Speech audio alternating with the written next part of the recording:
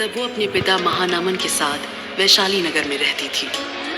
लेकिन जैसे जैसे आम्रपाली बड़ी होने लगी, उसके पिता उसे वैशाली से दूर एक छोटी से गांव में ले आए। एक बहुत बड़ा कारण था कि उसके पिता वैशाली का नाम तक नहीं लेना चाहते थे।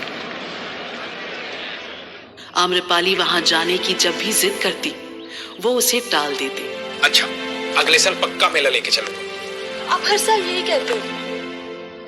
लेकिन एक दिन आम्रपाली ने रो रो कर अपना बुरा हाल कर दिया। देख आम्रपाली, तू वैशाली नगर जाना चाहती है ना? मेरी भी एक शर्त है, तुझे वहां लड़के के भेष में चलना होगा। ये शर्त सुनते ही आम्रपाली बहुत हैरान हो गई।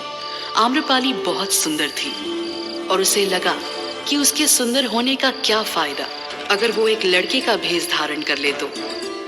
उसे ये विचित्र शर्त समझ तो नहीं आई, लेकिन उसने वैशाली नगर जाने के लिए ये शर्त मान ली और दूसरे ही दिन दोनों वैशाली नगर पहुंच गए। वहां जाते ही आम्रपाली ने देखा कि वहां वैशाली की नगर वधू का चुनाव हो रहा है।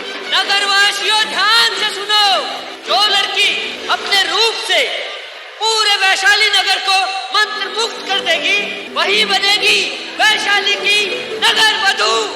ये सुनते ही महानामन के चेहरे का रंग उड़ गया और वो जैसे ही आम्रपाली को वहां से ले जाने के लिए मुड़े, उन्होंने देखा कि आम्रपाली अपने असली रूप में आ चुकी थी, एक सुंदर लड़की के रूप में।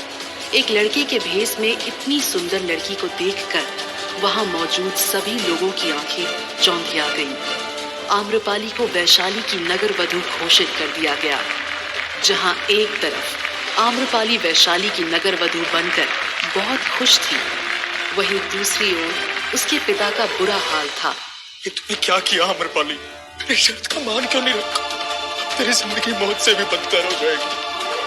मुझे पता भी नगर वधू क्या होती है। उसके पिता उसे नगर वधू बनने की सच्चाई बताते हैं। नगर वधू की सच्चाई सुनते ही आम्रपाली सुन पड़ जाती है।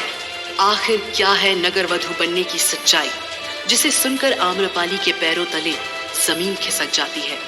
क्या यही वजह थी कि आम्रपाली के पिता उसे वैशाली नहीं आने देना चाहते थे? क्या होगा अब आम्रपाली के जीवन में आगे? आखिर